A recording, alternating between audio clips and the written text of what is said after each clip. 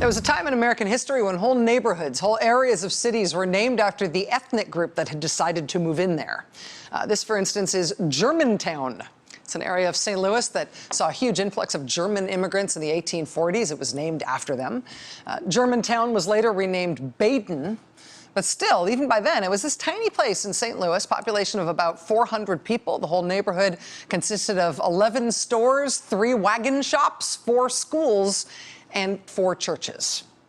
One of those churches, the earliest Protestant church in Baden, was called Ebenezer Lutheran. It was organized in 1869 by 8 families who first held their worship services in a log house. Over the years, of course, Baden has changed a lot. It's now more than 90% African American, for one. But Ebenezer Lutheran Church has been there all along in this big, beautiful church. Big, beautiful building. It sits right in the middle of the residential neighborhood there, and the neighborhood is predominantly black, but Ebenezer Lutheran's congregation is racially diverse. It's black people and white people and all kinds of people worshiping together. But when the worshipers at that church arrived there this past Sunday morning for services, what they found was that somebody had tried to burn the place down. The front door of the church was scorched black. It was clear from the damage that somebody had set a fire there the night before. And with that discovery, Ebenezer Lutheran Church became the 6th church in less than 2 weeks that had been set on fire in that immediate area in what officials are now calling a string of arson attacks. This string of fires all happened at predominantly black churches in predominantly black neighborhoods, all in about a 3-mile radius in North St. Louis and St. Louis County. The first fire was sparked on October 8th at Bethel Church, about 2.5 miles away from Ebenezer Lutheran. There have been a string of them since. Investigators say in each of the 6 incidents, the church's front doors were set on fire, so it's similar crimes. Most of the churches sustained relatively minor damage, but one of the churches was nearly destroyed by the fire. Now, investigators are not calling this a hate crime or anything yet. Officials from the ATF, though, said in a statement, quote, "This fire-setting activity is meant to send a message." $9,000 rewards now being offered for anybody who has information that leads to an arrest in this string of fires. One of the churches that sustained the worst damage is called the New Life Missionary Baptist Church in the Walnut Park neighborhood of St. Louis. The front doors to this tiny white church were charred in, again, what appears to be an arson attack on Saturday. The siding of the church entrance was completely melted. New Life Missionary Church was in such bad shape this past Sunday morning when congregants turned up for services that the pastor and his congregation were forced to move outside. They held their services outside on the church's lawn, right in the shadow of their burned-out church. 6 churches burned in less than 2 weeks within a 3-mile radius. Again, it's not yet clear what the motive is here. Officials are still investigating, but joining us now is David Triggs. He's the pastor of New Life Missionary Baptist Church in St. Louis. Pastor Triggs, thank you so much for joining us. It's a real honor to have you here with us tonight.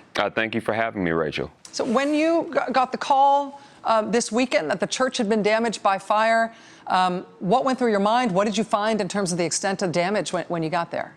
Yeah, so it was a really disappointing sight when I arrived on the scene. The damage is very extensive. As you read in your report, we were not able to hold service in the church, but we did want to send a message that although the building had been broken, the body was still going to stand strong.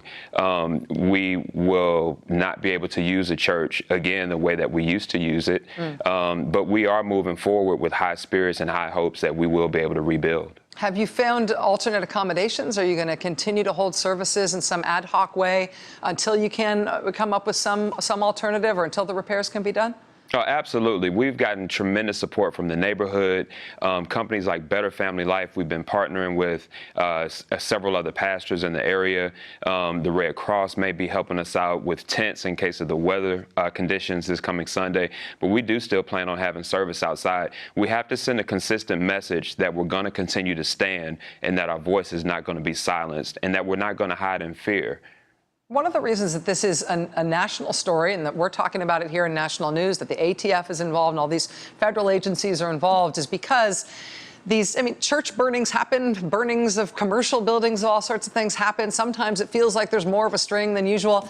In this case, it seems very clear. All the patterns of the arson seem very similar, and all of the churches are so close together, such a tight radius in which these things have happened. Does that give you any insight into what might have motivated this, who this might be, where this might have come from, or was it a complete shock? It was a complete shock. However, we are going to always have people who are against whatever God is trying to do good for our neighborhoods.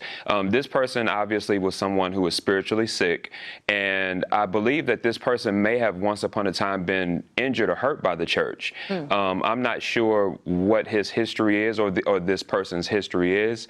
However, I do believe that this person is very familiar with these churches, and in some way we have failed to reach the community as a church. But what this has done for the churches in the St. Louis metropolitan area is it has accelerated